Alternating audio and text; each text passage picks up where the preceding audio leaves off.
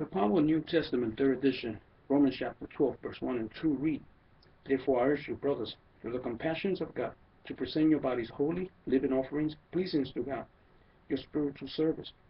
And stop being conformed to this age, but you must, from the inside, continually be changed into another form, by the renovation of your mind, to prove what is the good and pleasing and perfect will of God for you. Notice, when I speak to a group of believers that are seeking recovery from any type of addiction or any change in their lives, this is one of the verses that I like to present to them as I present the second part of understanding your ABCs, the persuasive part of this approach. I like to point to the fact that the Bible speaks of changing or renovating from the inside our mind. Our brain processes every type of information, according to different studies that you will see, in 3 different manners: analytically, systematically, and creatively. When it analyzes the information, it breaks it down to make sense of that information. The systematical process of our brain or our thoughts, they turn to file according to a system and under a particular title that which we are thinking about. And the creative part is the part of our brain, the part of our thinking process that allows us to use that information. This information gets processed in this manner, and this is where our ABCs come into play. Our attitudes, our behaviors, and our characteristics. Our attitudes are the reflection, what I like to call it is the reflection of how we see the world. These attitudes are normally based on our experiences. And it gives us a picture of what we see in our inner world. As you could see, Paul encourages them here. It says, but you must from the inside continually be changed into another form. So I like to present an inner world and an outer world. The inner world and the outer world experiences and revelation. Those experiences bring forth a manifestation through our behaviors. How I feel, how I react. See, my feeling has to do with the inner world.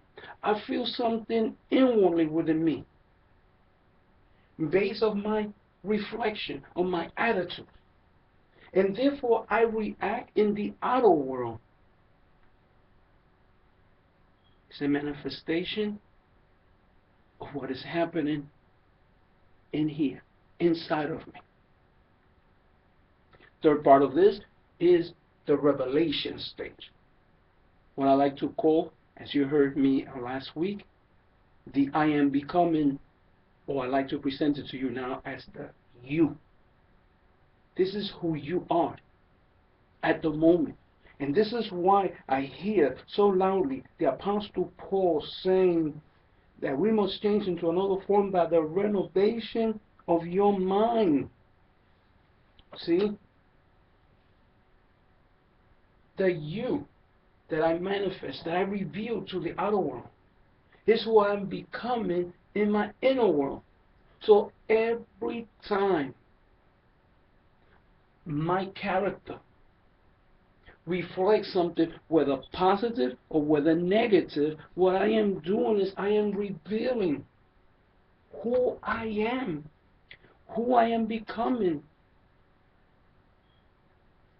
See, the information get broken down. If you analyze it, for example, for someone who is in addiction, this is the person who I am. I am a person caught up in addiction. But why? If I was to analyze it, what type of reflections would I process through my mind? What would I see about myself? What would I see in those experiences that have colored my world in the outer world? What would I see inwardly about what I have experienced? When I look through the systematical process and I see the manifestation, what is it that makes me feel the way that I feel? What is it that makes me react the way that I react? How have I labeled each different experiences in my life to the point that they influence whatever it is that I'm doing and however it is that I am doing it in the outer world? And when I look at the creative process of my existence, the revelation, my character, the face, the person that I am, what others see about me, especially in addiction, which is a negative process, how can I change all of that to become the person that I can become according to the power of the Word of God?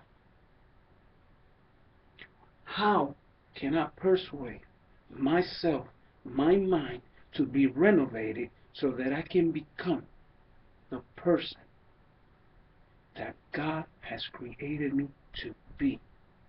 Not bound to any addiction, but to walk freely in the power of His love. Shalom Aleichem. Peace be with you.